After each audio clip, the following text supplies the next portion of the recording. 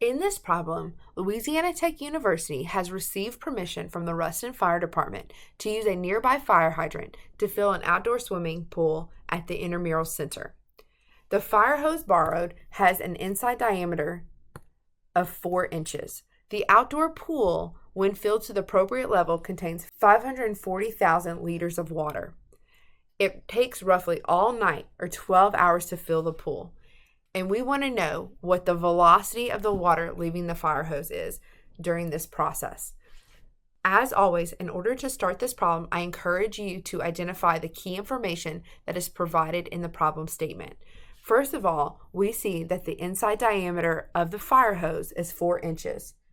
We also know that the volume of the pool when it's filled to the appropriate level is 540,000 liters. It takes roughly all night or 12 hours to fill the pool. So we know that the time is 12 hours. We're trying to find velocity. Before you start looking at equations, you should first look at the units of everything that you're given. You know that in these problems, we want to use exclusively the metric system. And so going through each one of these units to identify what they are and what they may need to be converted to is important. The first thing we have is a diameter of 4 inches. We know that inches are not the units that we want to work with. We want to work with meters, so we want to convert that to meters. There are 0.0254 meters in 1 inch, which gives us 0.1016 meters for a diameter. Volume is written in liters. Even though liters is an easy number to visualize and understand, we need to work with meters cubed when we're calculating values using volume. We know that there's 0.001 meters cubed in 1 liter. That will give us 540 meters cubed. And then finally, time is written in hours. However, we want it to be in seconds. So we know that there's 60 minutes in 1 hour and 60 seconds in 1 minute, which will give us 43,200 seconds. Now, looking at the information we have and the equations that have been given to us, you might be inclined to use the efficiency equation.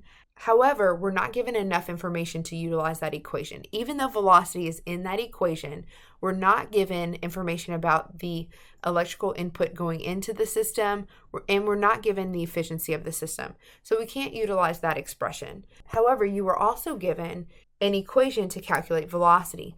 Remember, velocity can be calculated by looking at volume over area times time.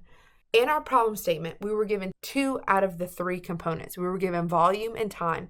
We weren't given area, but we were given diameter, which we can utilize in order to calculate area. Before we plug that in, I do want to take note that volume over time can also be written as Q, or flow rate. So if you were not given explicitly volume and time like you were in this problem statement, but you were given flow rate instead, you could still use the same process. However, you would do flow rate over area to find velocity, which is exactly what you're doing when you break it up into volume over area times time. Going back to our expression, we have a volume of 540 meters cubed. We have an area formula of pi over 4 diameter, which is 0.1016 meters squared, times time, which is 43,200 seconds. When you calculate that, you get a velocity of 1.541 meters per second.